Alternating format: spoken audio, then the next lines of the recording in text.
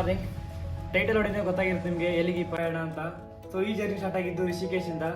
ರಿಷಿಕೇಶ್ನಲ್ಲಿ river rafting ಮತ್ತು ಬಂಗಿ jump ಅಂತ sports ಆಕ್ಟಿವಿಟಿಗಳು ಮಾಡಾದ್ಮೇಲೆ ನಾನು ಹೋಗಿದ್ದೆ ಸೀದಾ ಹರಿದ್ವಾರಕ್ಕೆ. ಹರಿದ್ವಾರದಲ್ಲಿ ಗಂಗಾ ಸ್ನಾನ ಮಾಡಾದ್ಮೇಲೆ ಹರ ಹರ್ ಗಂಗೆ ಅಂತೇಳಿ ಈ ಕೇದಾರನಾಥ ಜರ್ನಿನ ಸ್ಟಾರ್ಟ್ ಮಾಡಿದೆ.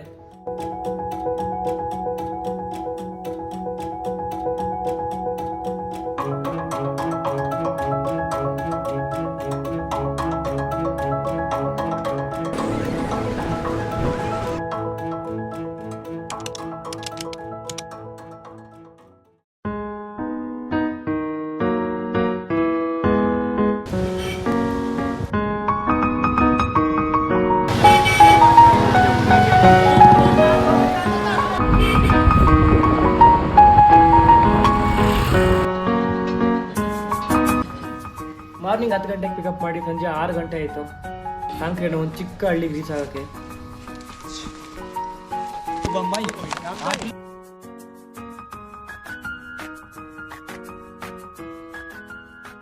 ಪರಿಚಯ ಹೊಸದಾಗಿತ್ತು, ಆದರೆ ಒಂದು ಸ್ಟ್ರಾಂಗ್ ಬಾಂಡ್ ಕ್ರಿಯೇಟ್ ಆಗೋಕ್ಕೆ ಜಸ್ಟ್ ಒಂದು 5 ನಿಮಿಷ ಸಾಕಾಯ್ತು ಅನ್ಸುತ್ತೆ.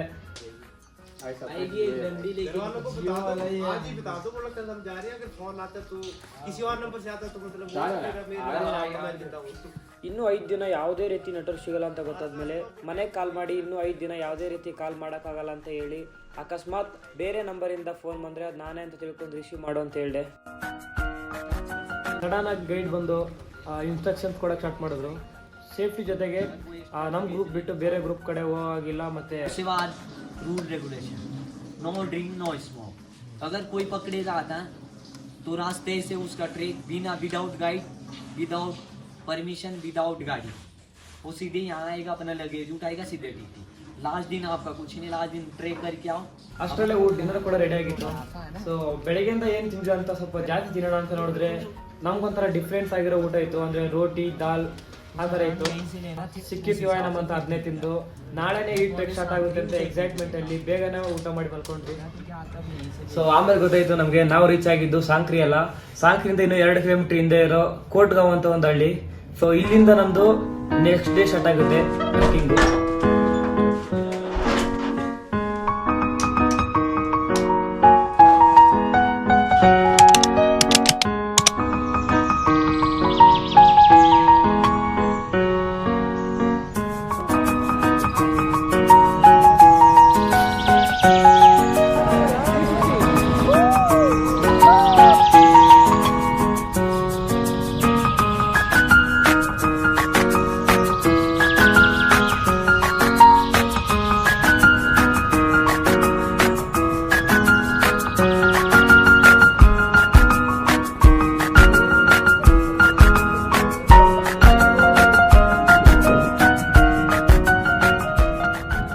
ಸ್ಟೇಯಿಂದ 2 ಕಿಲೋಮೀಟರ್ ದೂರ ಇರೋ ಸಾಂಕ್ರಿ ರೀಚ್ ಆಗೋಕ್ಕೆ ಈ ಜೀಪ್ ಮೇಲೆ ಕುತ್ಕೊಂಡು 20 ನಿಮಿಷ ಆದಮೇಲೆ ಸಾಂಕ್ರಿ ರೀಚ್ ಆದ್ವಿ. ಇಲ್ಲಿ ಟ್ರೆಕ್ಕಿಂಗ್ಗೆ ಬೇಕಾಗಿರೋ ಎಲ್ಲ ಐಟಮ್ಗಳು ಕೂಡ ಸಿಗುತ್ತೆ. ನಮ್ಗೆ ಬೇಕಾಗಿರೋ ಥರ್ಮಲ್ ಬಾಟ್ಲು ಮತ್ತೆ ಹೆಡ್ ಲ್ಯಾಂಪು ಈ ಥರ ಎಲ್ಲ ಈಸ್ಕೊಂಡಾದ್ಮೇಲೆ ಈ ಟ್ರೆಕ್ನ ಸ್ಟಾರ್ಟ್ ಮಾಡಿದ್ವಿ.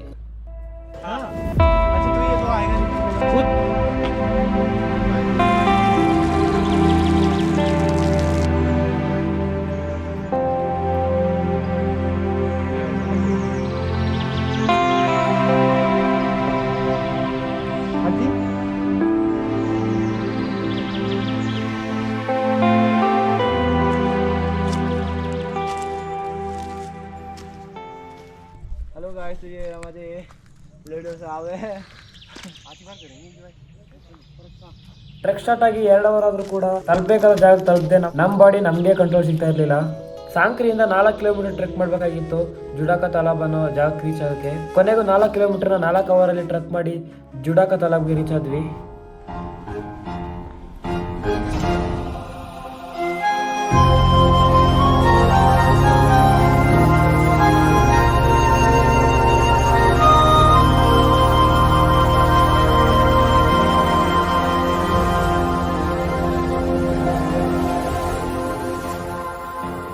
ಕೊನೆಗೂ ರೀಚ್ ಆದ್ವಲ್ಲ ಅಂತ ಖುಷಿಗೆ ಸ್ವಲ್ಪ ರೆಸ್ಟ್ ಮಾಡಿ ಪಕ್ಕದ ಮನೆಯವರು ಕ್ರಿಕೆಟ್ ಆಡೋದನ್ನ ನೋಡಿ ನಾವು ಕೂಡ ಜಾಯ್ನ್ ಆದ್ವಿ.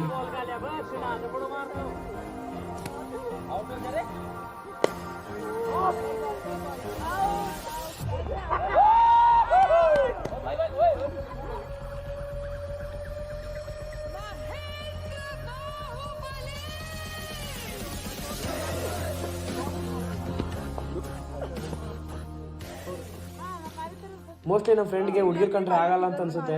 ಯಾಕೆ ಅಂತ ನೀವೇ ನೋಡಿ.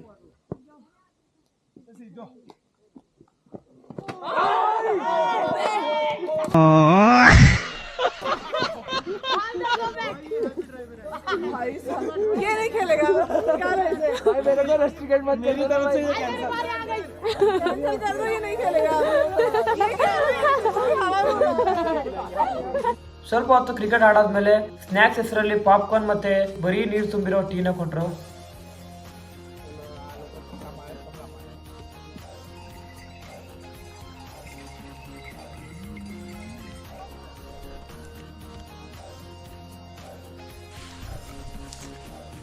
जगह ये है वैसे ये वाली है। अगर वहाँ पे धूप में जाना तो देखो भाई उधर पहले देखो लड़कियां अरे भाई क्या